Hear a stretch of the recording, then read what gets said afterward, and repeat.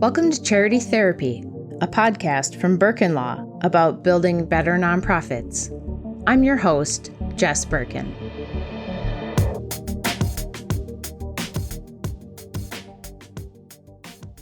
What if I told you there was a way to add thousands of dollars in unrestricted revenue to your nonprofit's annual budget?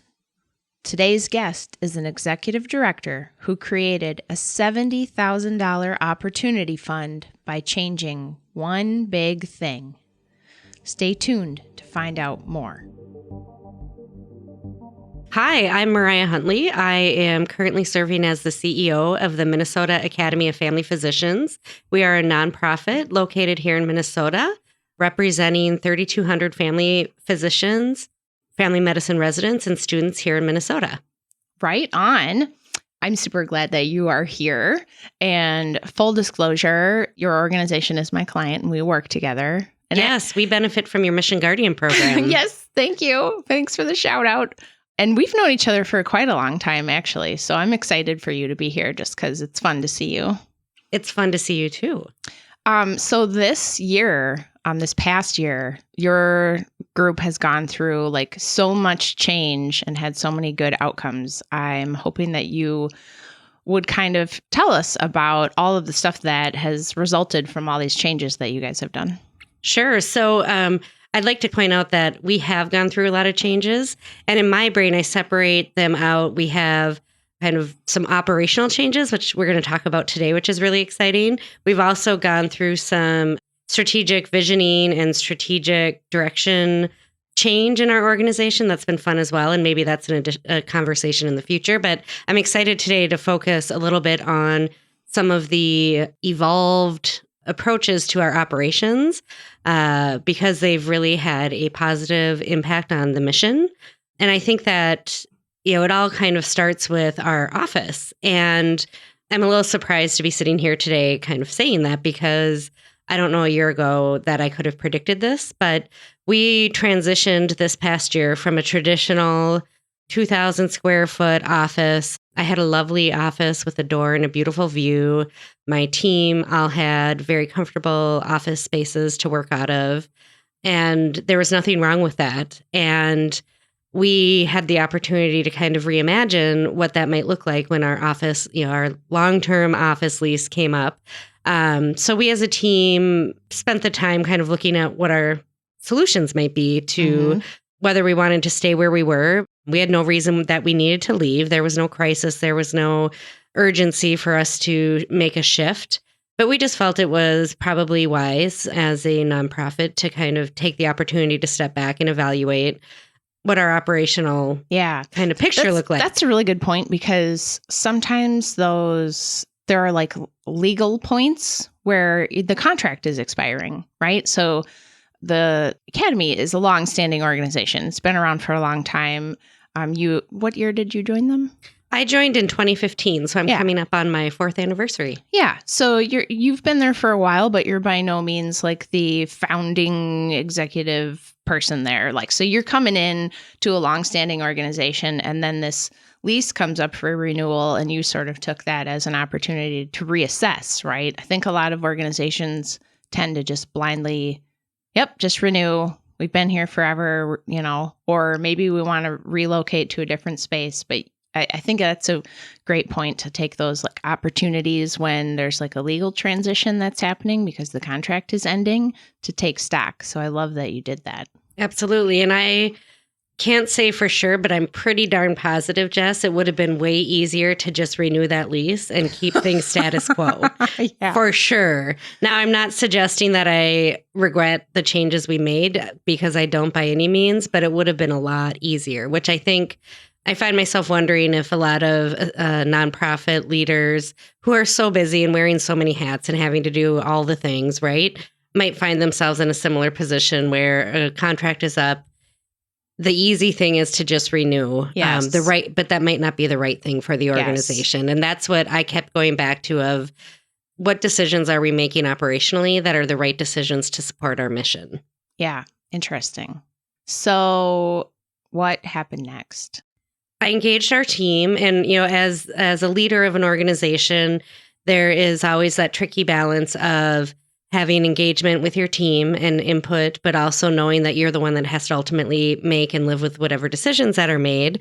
And so I wanted to do what I could to engage my team and get feedback. And so what we did is set up some scenarios, and they were pretty simple. Scenario one was status quo. Let's just renew our lease and keep doing what we're doing.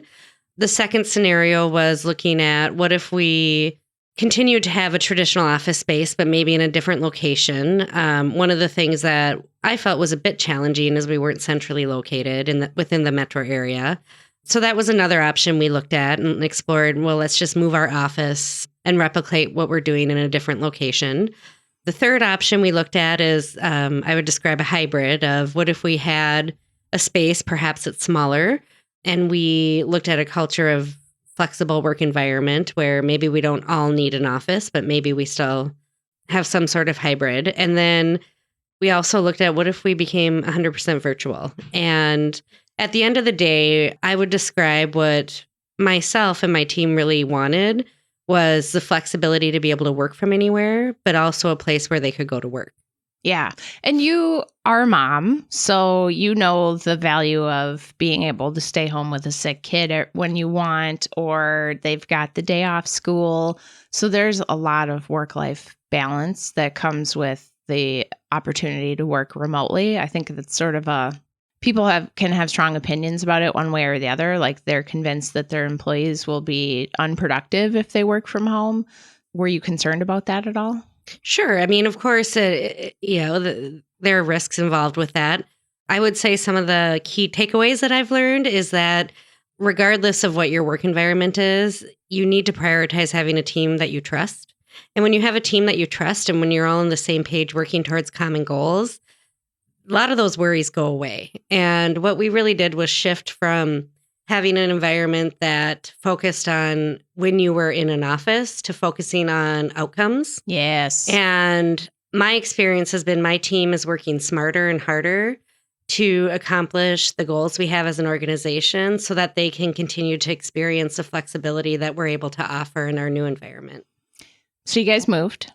We moved to a co-working space. We went from a 2,000 square foot office to a smaller private suite within a co-working space. Our suite is set up. We have our own door that locks, and we have space for 4 individuals to comfortably sit in the office at any point in time. We certainly could fit more if we needed to. Our staff size, we have 5 full-time staff, and we have 5 contractors that we work with. And essentially what we told our team is we have the space you can come to anytime you want, and you can work from wherever makes most sense for you. And I think that what's been really interesting is that had we visited prior to the transition, I would have said to you, I will work from home most days and I will go in to an office 1 or 2 days a week. And what the reality for me has been, I go into the office every single day because I love it. And I love that I don't have to. And when my kids are sick or there's a snowstorm, I won't drive into the office because I don't have to. But most days I do go.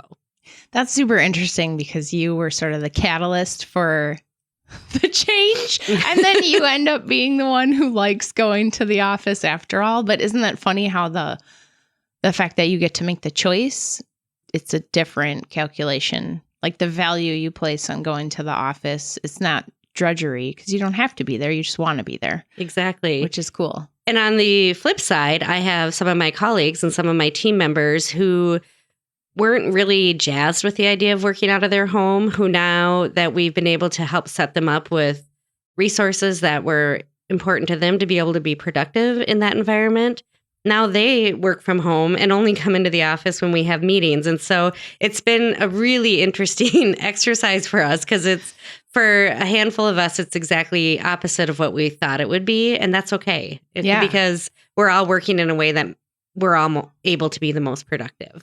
Yeah. And I love the idea that it does really become the measure of an employee's work is no longer, were you on time? Did you sit at your desk for 8 hours? But did you meet the goals that we set for performance?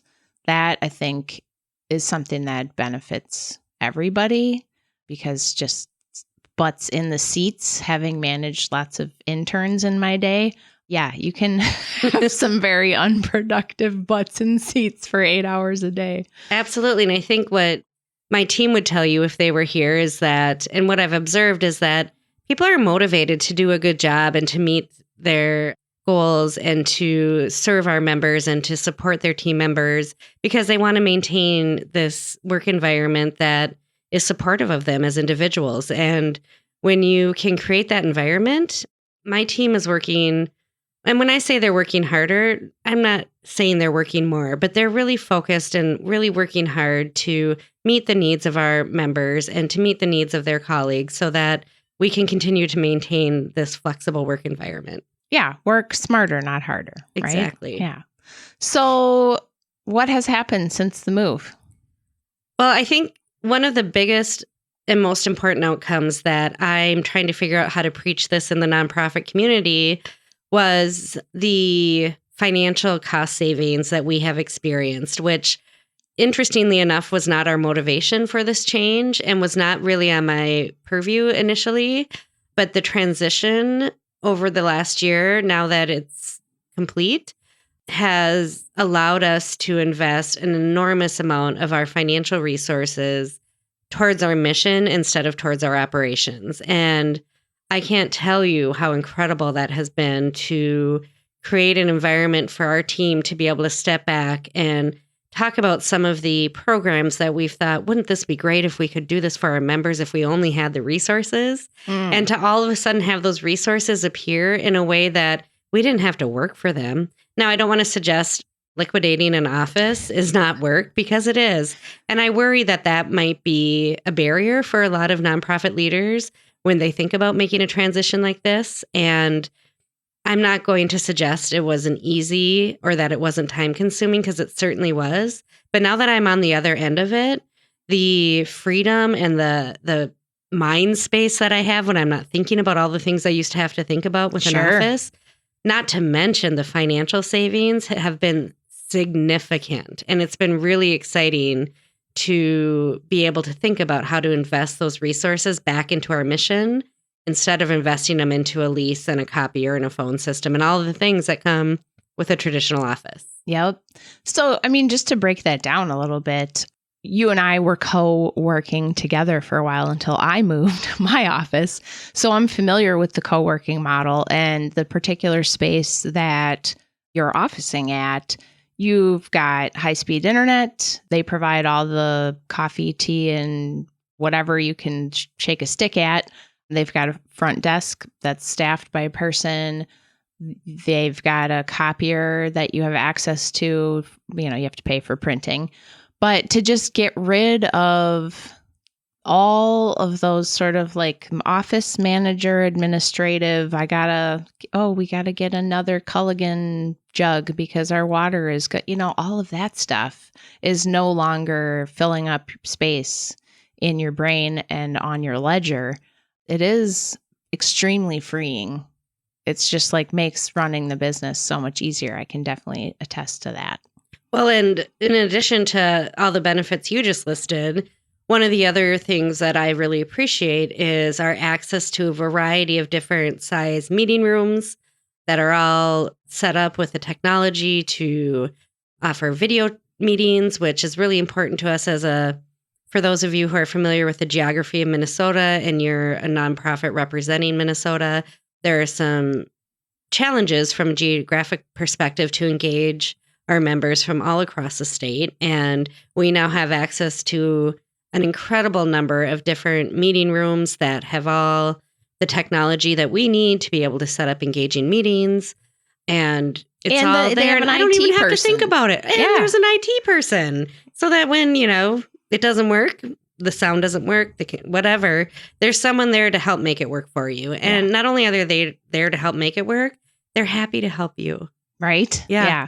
So I think that those are some of the intended consequences, right? Those are things that you thought about probably ahead of time, like, oh, this will make life easier.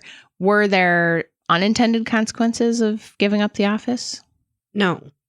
A lot of people have asked me that of what did you have to give up? And the reality, I can't come up with anything. It's just been such a positive transition for us. I would say the one thing that it wasn't negative, but it's something we've really had to think about and we continue to think about is the impact that a transition like this has on culture. And for us, it's been a very positive transition, but I think it's because we paid attention to it and we talked about it and we nurtured it. I could see where if an organization made a transition like this and didn't invest some time and energy and thought into the impact it's going to have on your culture, where that could be probably problematic. But we kind of approached it as, we don't know what the right thing is going to be. And I continue to say that. And we check in constantly with each other of how often do we need to come together as a group? How often do we need to come together as a group in person versus how do we hop on a video call and we all see each other and check in with each other? How often do I, as a staff leader, need to connect with our team members one-on-one? Because as I think is probably likely with a lot of organizations, there are some of my colleagues who I naturally connect with frequently because of the work that I do and they do. And then there are others where we have to be more intentional of connecting because the work that they're doing and the work that I am doing might not overlap as much. So, but just having a culture where you're talking about it and you're frequently asking that question, is this working for you? How could this be better?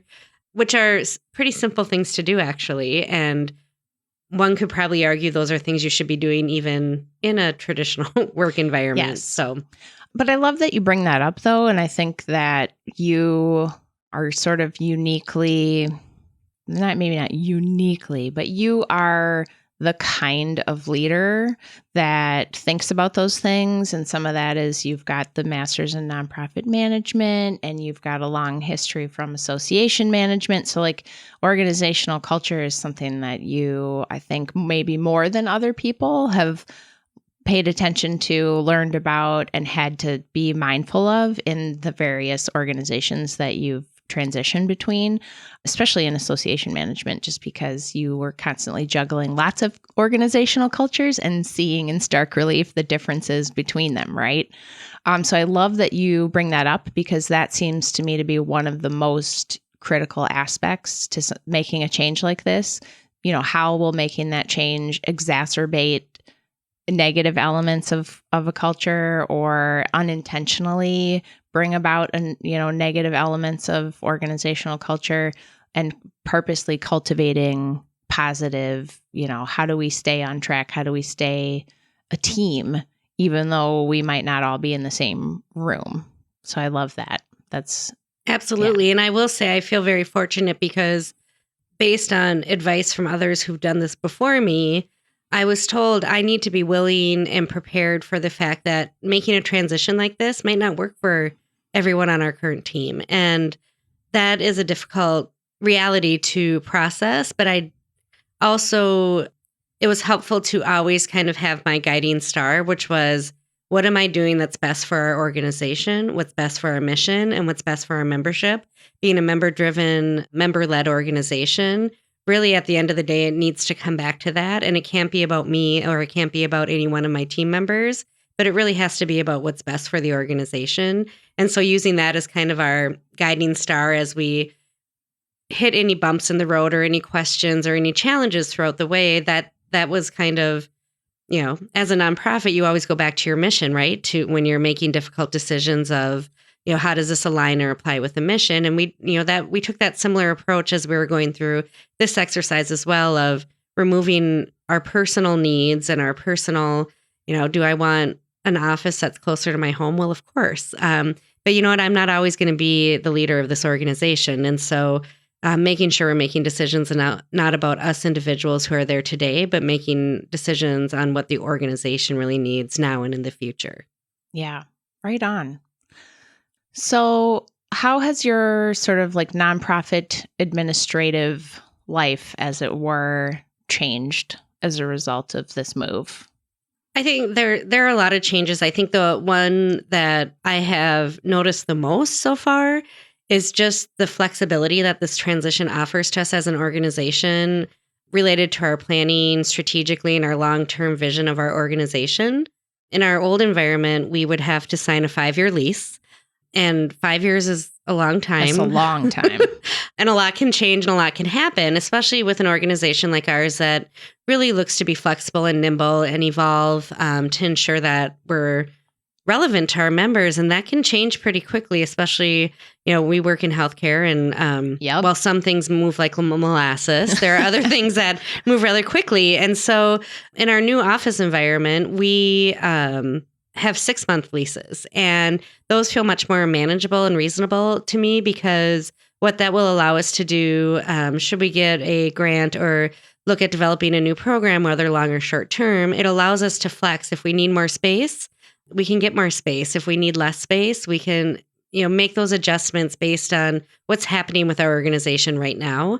And I think for me, that has been huge, because really being in that 5-year lease, well, the timing at the end of the day was probably right, because I was new to the organization. My predecessor had led the organization for 30 years. And so there was a lot of learning and understanding about where the organization is, where it has been, how it got to be there.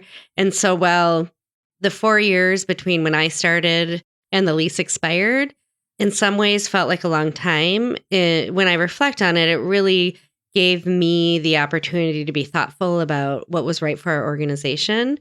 And now I'm so grateful to be in an environment where I have flexibility and I don't feel like I'm stuck in one certain environment.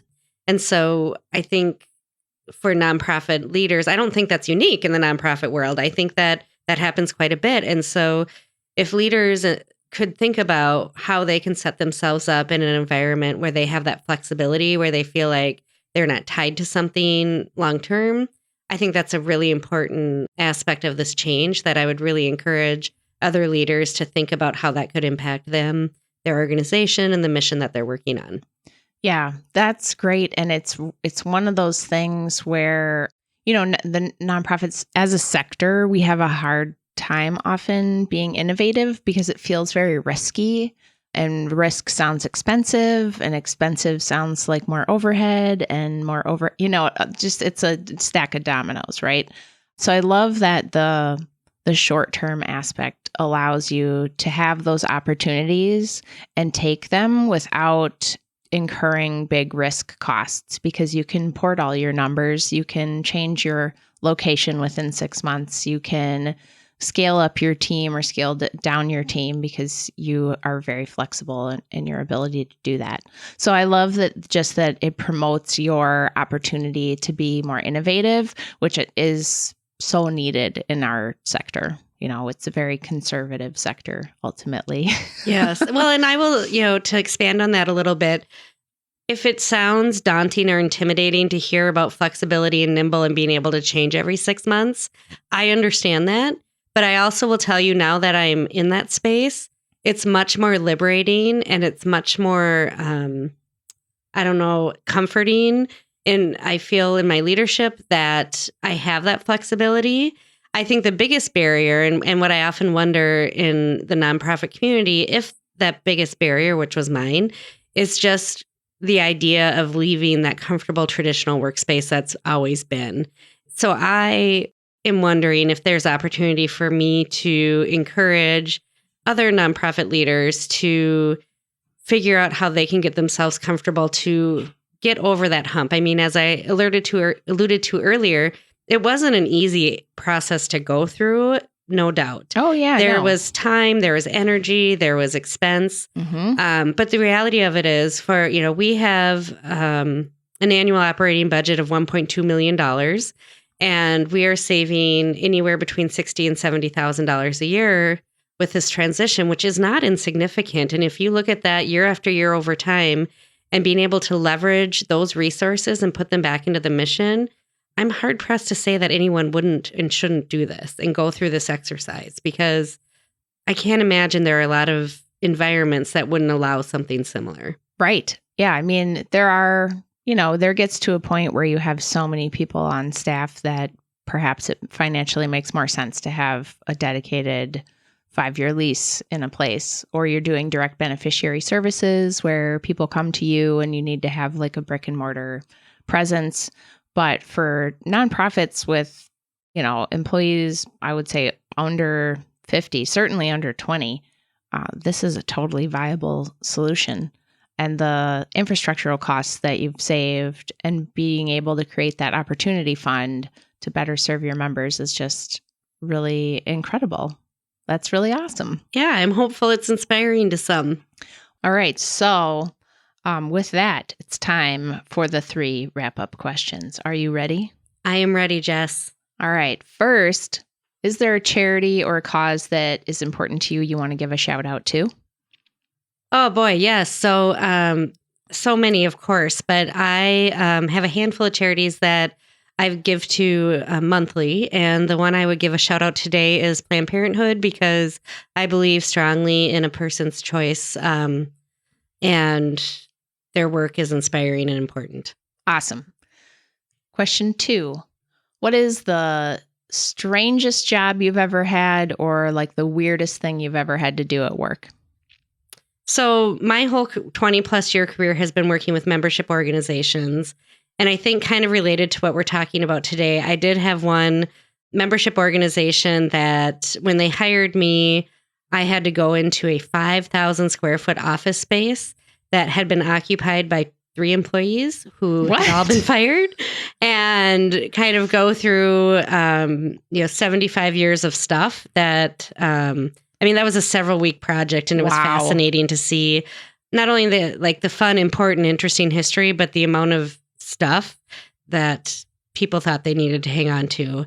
And there are a lot of stories out of that we don't have time for today. But I think I share that in the spirit of it's time, nonprofits, to move into the future and let go of your stuff. Don't be a nonprofit hoarders episode. Don't be a nonprofit hoarder. Okay, so 3rd question. What advice would you give to an executive director who's contemplating big changes? I would say 2 things. 1, surround yourself with mentors and peers who either have been through what you're going through or people you just trust. I can't tell you how valuable that's been for me to bounce experiences, ideas off of people who can help you think about things differently outside your organization. And number 2, surround yourself with an amazing team, a staff that's going to support you and encourage you and help move your mission forward. Because I think without those 2 separate teams helping you on your way, you can't do it on your own. So prioritize that. Awesome. Well, thanks so much for being here today, Mariah. It was lovely to see you today. Thank you. It's my pleasure. All right, folks, that's our show. Be sure to follow me on Instagram or Twitter at Jess Birkin. We want to hear from you. Send us a message at our website, charitytherapy.show.